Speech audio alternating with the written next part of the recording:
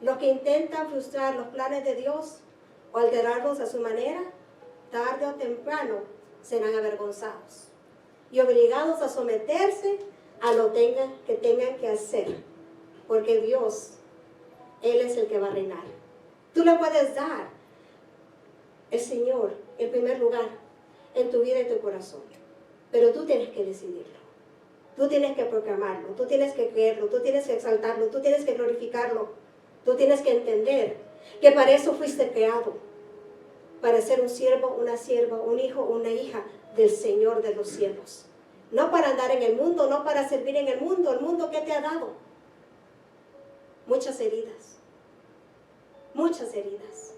Y por eso estás aquí en este lugar, porque hay uno que te puede sanar.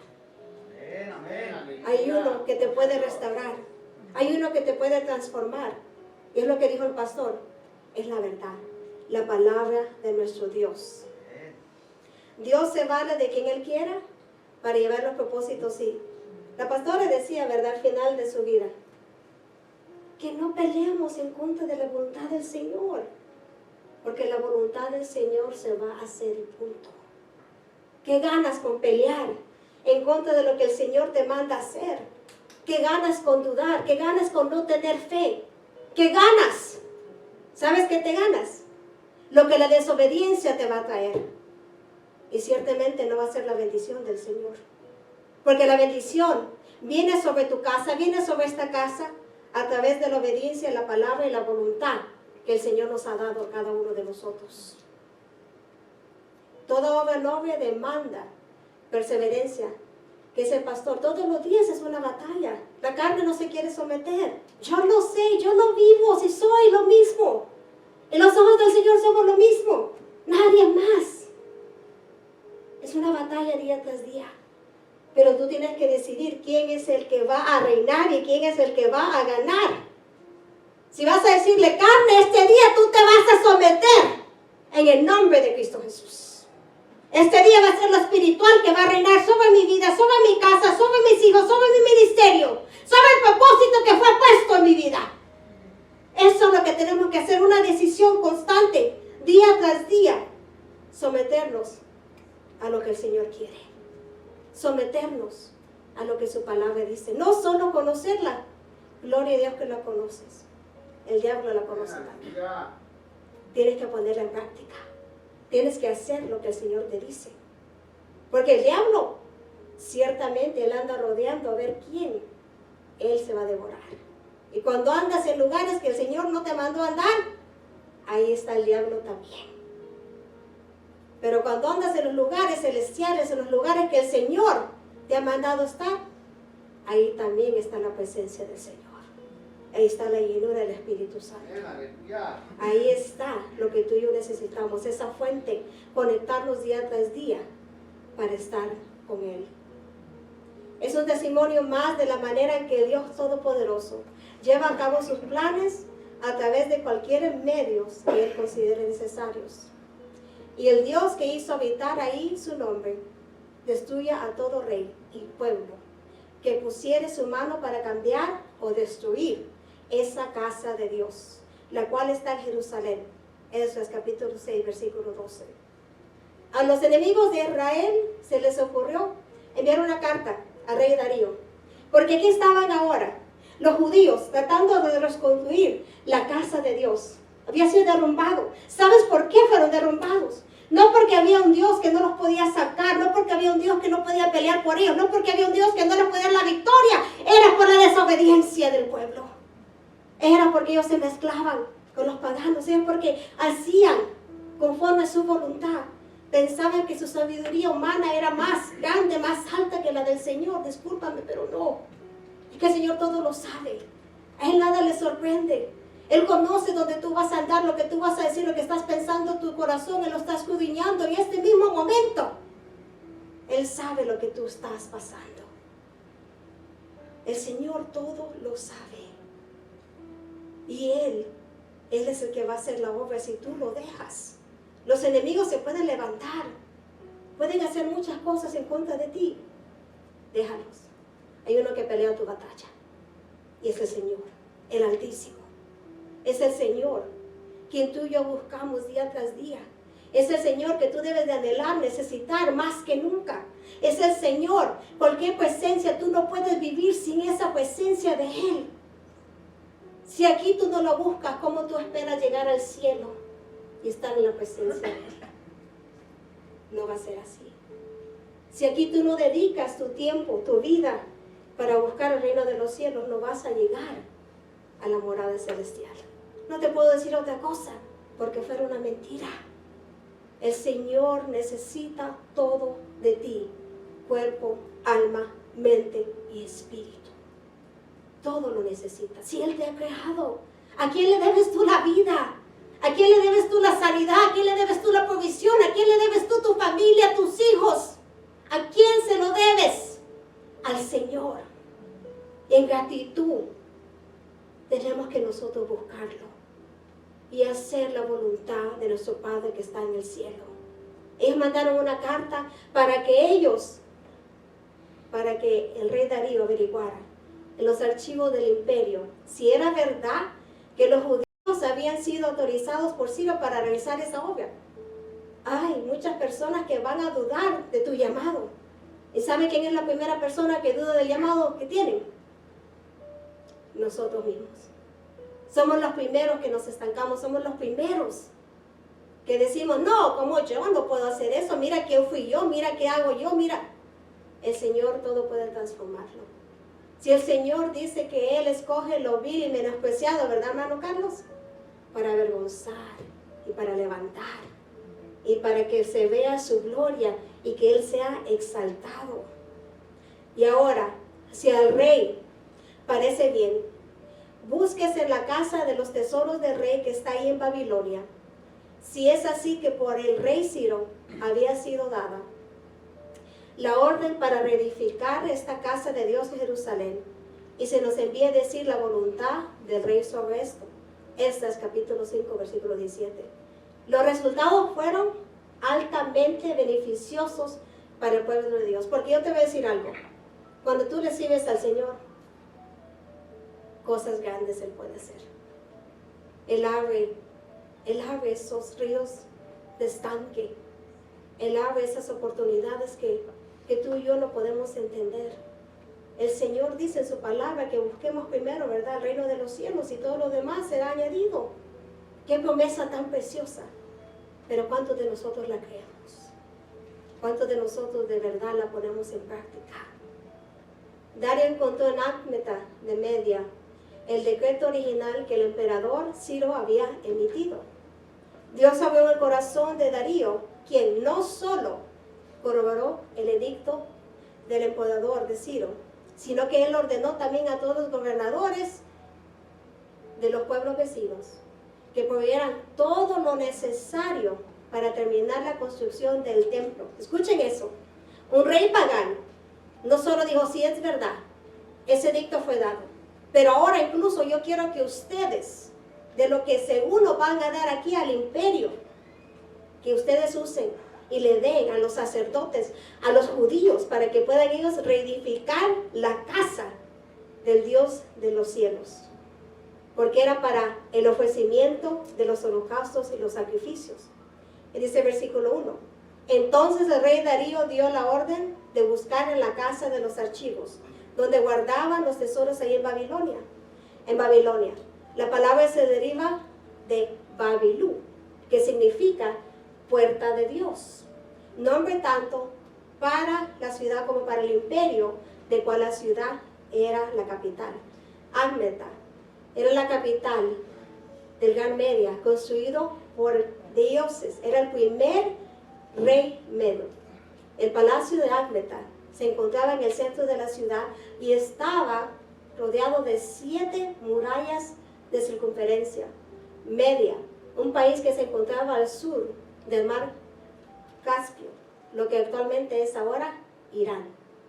El rey Darío ordenó que se realizara cuidadosamente, que se investigara sobre la petición, sobre el caso de los judíos, antes de emitir una opinión. Darío residía en Babilonia, y por esa razón es que buscaron ahí en los archivos, pero no se encontró nada. Se encontró en Acmeta, seguramente porque Ciro el rey que dio ese edicto vivía ahí más tiempo que vivía en Babilonia.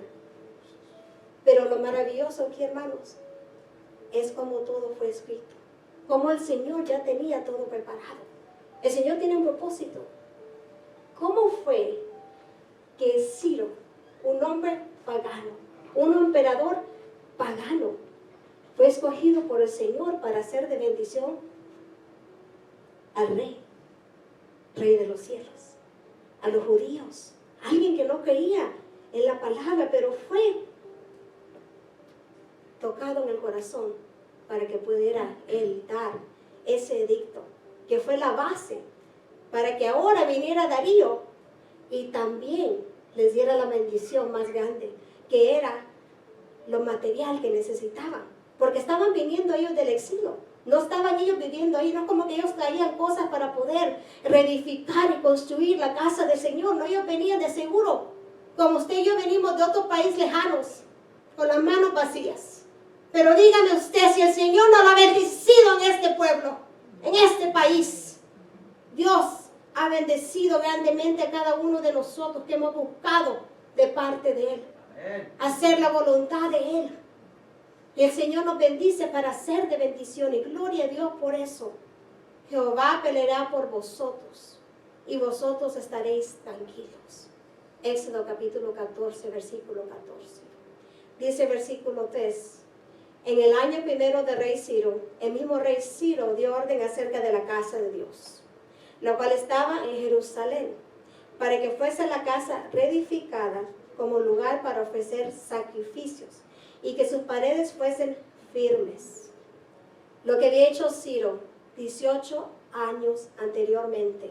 Por una parte indicaba que en el primer año de su administración, él mismo dio la orden al respecto de la casa de Dios, para que se cumpliese la palabra de Jehová. Esdras capítulo 1, versículo 1. El edicto de Ciro fue una prioridad, y eso se prueba porque él mismo fue el que lo escribió. Fue el Señor que lo movió. ¿Qué es lo que el Señor te ha movido a ti y a mí a hacer para su reino? ¿Eres tú, soy yo obediente cuando el Señor te habla? Cuando hagas un sacrificio, porque hay cosas que decimos, Señor, ¿cómo tú me puedes decir eso? Quizás no estoy en abundancia, pero tú me estás mandando a repartir lo que yo tengo. Pero después tengo que pensar, si tú me lo diste, Padre, tú me vas a dar eso y mucho más. Tú vas a añadir, porque si yo hago tu voluntad, yo voy a ver la mano de Jehová. Voy a ver, Señor, lo que tú me estás diciendo que puedo ver a través de tu palabra. Dice la casa de Dios, no tanto el templo, porque en aquel tiempo había muchos templos, pero solo había una casa de Dios. Por eso es que hace esta distinción en las Escrituras. Y los llevaré a mi santo monte, y los recrearé en mi casa de oración. Isaías capítulo 56, versículo 7. Debemos observar también que la casa de Dios sería reedificada para una eminente finalidad sacerdotal, que era ofrecer sacrificios. ¿Por qué tenían que ofrecer tantos sacrificios el pueblo de Israel? Por todos los pecados, por todas las faltas, por todas las fallas que ellos cometían. Pero bendecido eres tú y yo, porque el Cordero fue el último sacrificio. Y tú y yo no tenemos que ofrecer esos sacrificios ahora. Tú y yo tenemos la confianza que el Señor se llevó todos nuestros pecados en la cruz del Calvario. ¿Has tú podido pensar en eso? Él se llevó toda tu maldad, toda mi maldad. Él te dio nueva vida. Estabas muerto, estaba muerta. Pero el Señor nos dio una nueva esperanza. Nos dio una herencia eterna, una morada celestial, donde tú y yo necesitamos estar. Si de verdad entendemos qué es lo que el Señor hizo para ti y para mí. Porque por su amor, Él mandó a su Hijo unigénito. Por su amor a ti y a mí. Antes de que pasara lo que pasó con Adán y Eva, ya había un propósito. Ya había un edicto, se puede decir, escrito sobre tu vida y sobre mi vida. Y gloria a Dios por eso. porque no estamos nosotros ahora bajo el yugo del pecado. Estamos ahora bajo el tiempo de la gracia, donde nuestro Redentor vive, donde podemos decir, Ebenezer, hasta aquí el Señor me ha ayudado. Hasta aquí el Señor ha mostrado su bondad y su misericordia sobre mi vida, sobre tu vida también. Estos sacrificios se ofrecían diariamente, la mañana y la tarde, los cuales eran, dice la palabra, un olor suave y fragante delante de Él. Además de esos sacrificios estaban aquellos con los cuales el pueblo se ponía a cuentas, se reconciliaba con Dios por medio de sus ministros. La casa de Dios no era un lugar de entretenimiento. No vamos ahí, ¿verdad?, para ver cómo luce la hermana, cómo luce aquí, no. Venimos aquí para adorar al Señor.